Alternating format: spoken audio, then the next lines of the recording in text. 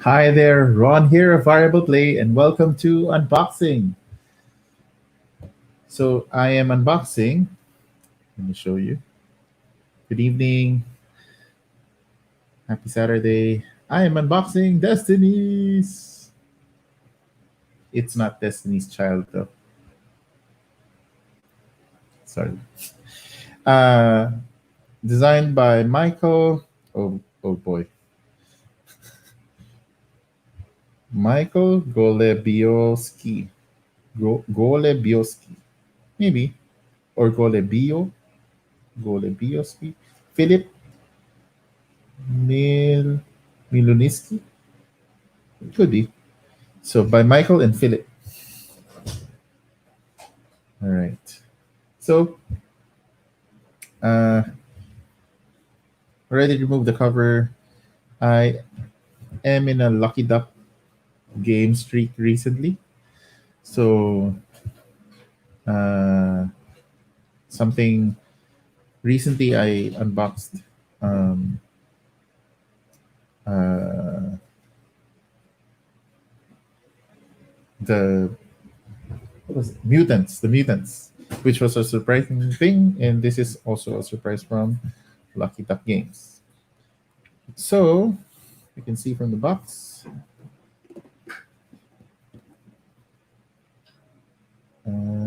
So it's a app-driven game with a bit of miniatures, cards, uh, but so it's a story-driven, but the way the story is being told is through an app. Um, Plays 1 to 3 players, so that's something unique to it. It's an app-driven game, but it is not co-op. It is actually competitive, and because of the sort of the story nature to it, it plays. I think that's why they chose a smaller player count because it's already running 2 hours to 2 hours and a half. All right, so let's see what's inside the box. So it has that sort of foil finish on the cover, and art wise, it looks really cool.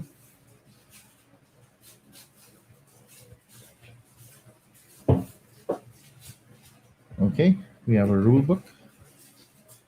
And I've seen this online. They really have good inserts. So before we go into the insert, let's take a look at the rule book. Um, so they have minis and really small minis, as well from what I've heard. Some tokens. You have the setup, the general game flow. I might try to do a read through for the rule book of this, record it, and then I'll post it online. Um, so if you guys want to listen to the rules, I've done that already for Star Trek Ascendancy and for Tiny Epic Galaxies. You guys can check that out in our channels. Okay, seems to be fairly straightforward. Some very few generic terms, a good icon reference at the back. Cool. Okay. Oh, wow. They were not kidding on how small it is. And I have been wondering what they meant by that. So, really cool insert. Uh, it's not those snap-on ones. You know what? I've seen this actually. They've done this for mutants as well, where it has this cover that snaps on, and I think it's a good idea that they didn't do that anymore because that thing felt like it will break over time when the plastic is not as flexible anymore when it ages.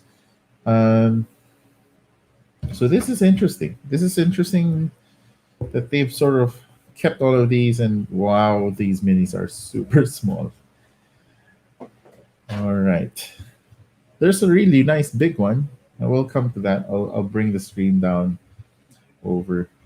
Uh, but we have the three-player boards. I think this is where you put your discs for your level. That's a very cool system of how you manage your roles, where you have uh, tokens on the board and you roll dice depending on the number. You look at how many of those you've hit, and because of that, you can sort of gauge like how many hits you would get on a certain roll, and you can adjust that as you level up. It's a very unique system. Dice Tower has sort of coined that as the most innovative idea so far, and very refreshing in terms of how to level up. So that is a very interesting concept. Although it does remind me a little bit of the Fallout mechanism, but this one did it a little bit better. So those are the player boards. We have a bunch of tokens we gotta punch out. Not that many, not so bad. And another insert. We have these are the uh, player, the maps. You basically build the map. These are the tokens. The dice is pretty cool. And we'll look into that in a bit.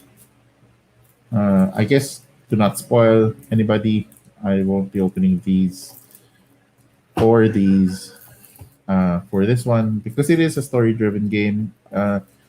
These are different characters that you can play or different people that you can meet. You also have some items and yeah, more items. So a lot of items, things. The way the game worked is reminiscent of their uh, game of Chronicles of Crime, where they used QR codes. So you have the app, and you're showing the app these QR codes, and it will interact with the game. Uh, Ever since Chronicles of Crime, they were already able to implement sort of like a moving time system. You can meet certain characters at this area. If you move to a different area and you come back to that area, they might not be there anymore. So that is a big part of it. Let us look at the minis because wow, are they mini. So to give you a better context of how small they are, so it's so we have the biggest one, of course, which is wow, is that flimsy? Eeh.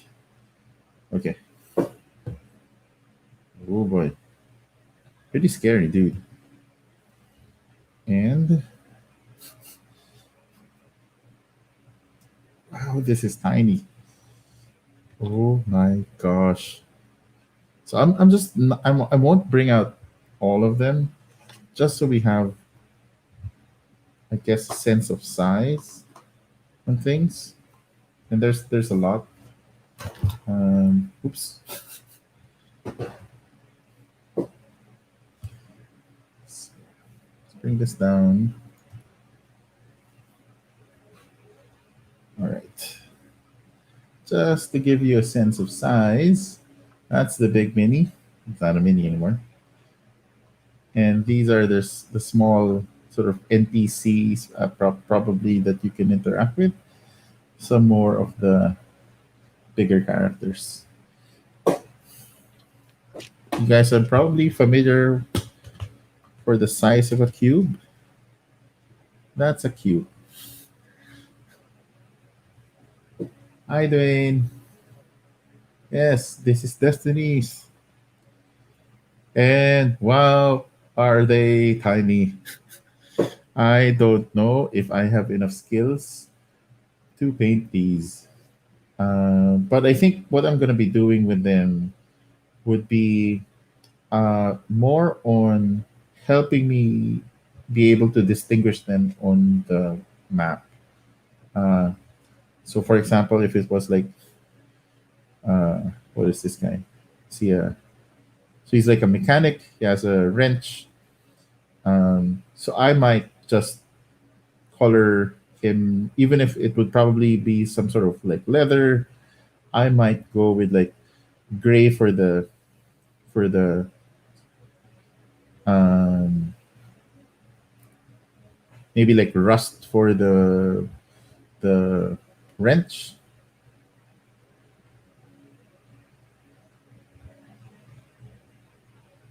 Yes. Hi, Lumin. Can't wait to play my copy soon. Maybe next week. Parating na. I know. Uh, putting the mini in miniatures. Yes. Yeah. This is really small. That's my nail. And again, there. That's a cube. That's a cube. What else? The the dice, their dice is bigger than their mini. I was planning to get a copy. Oh, Wayne gets a copy, buys a gift, but it's only for 1 to 3 player. Uh, yes, this was the last copy. Um, the it is 1 to 3 players, but it's really more of like a role playing game. So I think you don't. It's it's only for the decisions, but you can probably play in teams. I think that's what they've proposed already. That you can play 2 teams with like a 4 player type setup. So this guy is scary looking and really detailed, and it will be a fun thing to paint this. So my wife and I would probably be enjoying how to paint that. That is a pretty cool angel. Look at that. But yeah, the minis are they these aren't minis. These are tinies. uh, Smaller minis equals affordable price point. I think it is. It is a big way that they've done that. The I think the primary challenge is like how do you make this playable on the board? I have good lighting because I have my setup on, but if it's on a poorly lit room, there's no way you would recognize the difference between these two guys. Yeah, on a even the camera is having a difficulty focusing. It is that small. But it I think the way I'm gonna be doing this is I have to sort of plan out like their general colors. That way, so for example, this looks like a bishop, so he will probably get the white and maybe like a red and make him recognizable as that combination.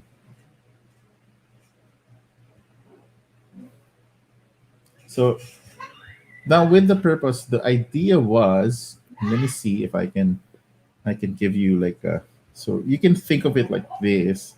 So suddenly the enemy comes out and their units are oh, I didn't know this was some sort of totem, or is it a person?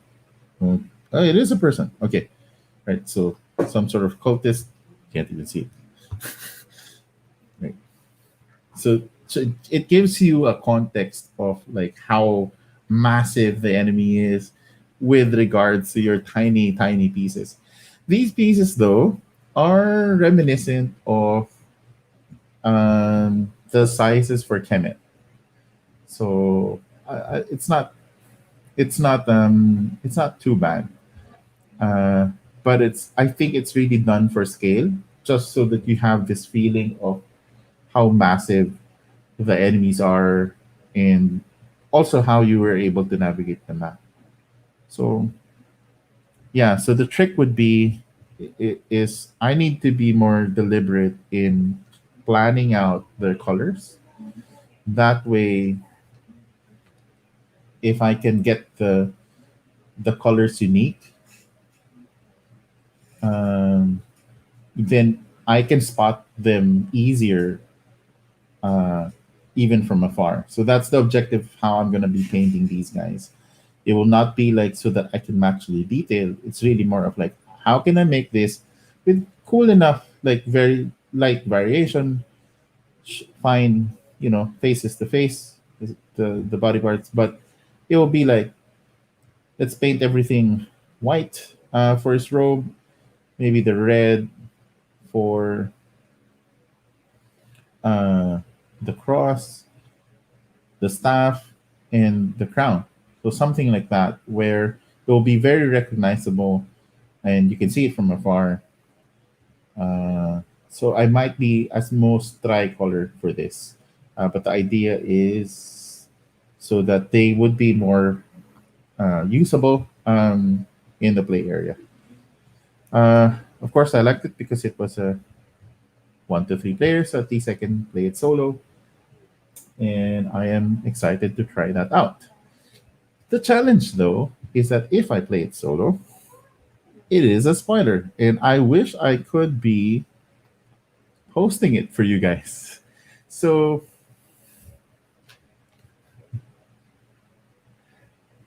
so we have some comments. Javi said, reminds me of the locals you recruit in Zidit. Yeah, yes, you're right. It is very interesting. And there are so many more minis on the board. um, so please paint the mini like the yes. Okay.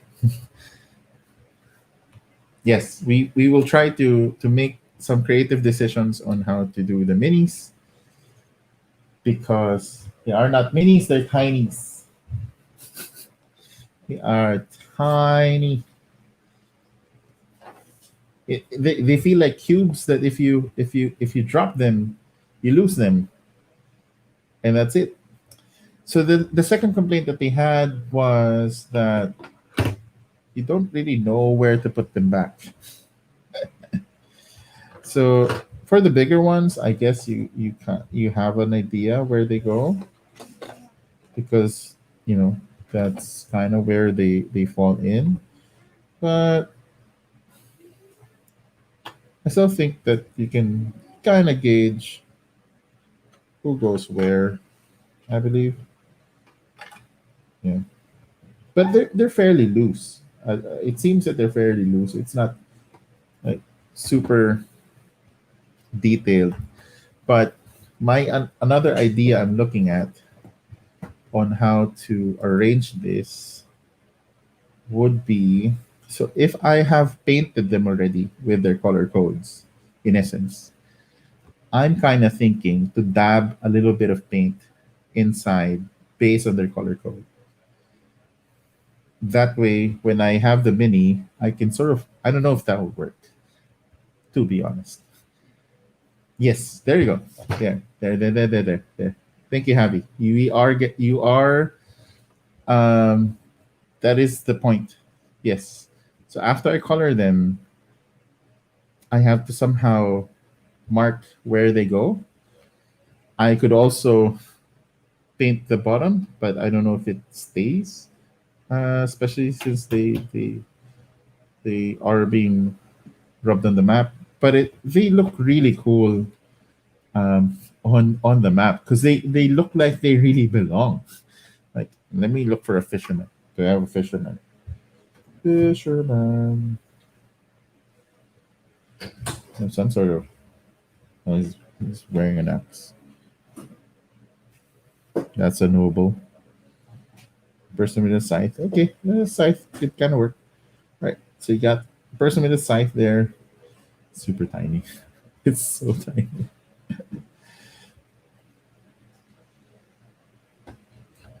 Right. So you can see them really belonging on the board, and that's pretty cool. I like that idea. But yeah, I would have to figure out a way to give them a some sort of paint. But I mean, just look at this guy. Ooh, it's not enough surface area for me to work with. So uh, I might, I mean, he's a skeleton, so I might just paint it all black. Then a little bit of red. And I have to make sure that my paint is very light. Like, I can't use, I have to always be sure that the paint is not thick. Otherwise, I immediately lose a face because of how tiny they are. But I have seen people paint these online and they look amazing. Of course, they're always really good. So I will be trying my best to document that journey for you guys as I paint them. So here's a question that I want to post for everyone. So how do you would you guys be interested in watching a playthrough, knowing that this is going to be a spoiler? How do what I was thinking was maybe run it um, on a different channel. Basically, I'll put it um, like set up a new channel that's primarily a spoiler channel, and then it's gonna go there so that people who are interested in watching um, the game with spoilers, then you could go there and watch. So I don't know how can I put this back again. So this goes here. Where did the dice go? Do I put the dice there? They don't seem to fit now.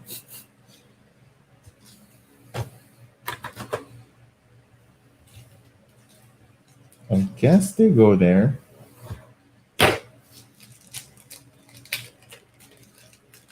So Javi says we can prefix the episodes with spoiler. Yeah. Is this? Is that the preferred location for that? Nope.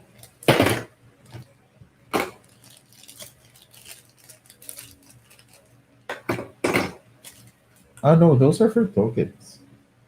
There will be other tokens that I'll be punching out.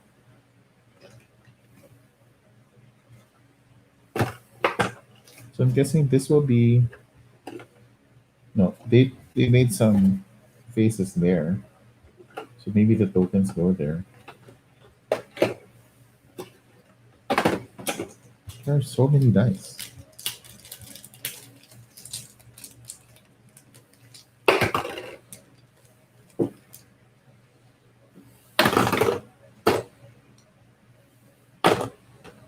Nope.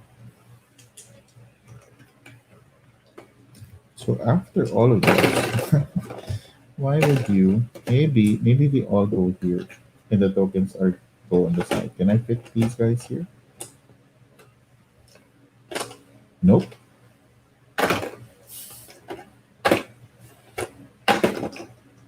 Okay. I guess that goes there for now. All right. Put that back.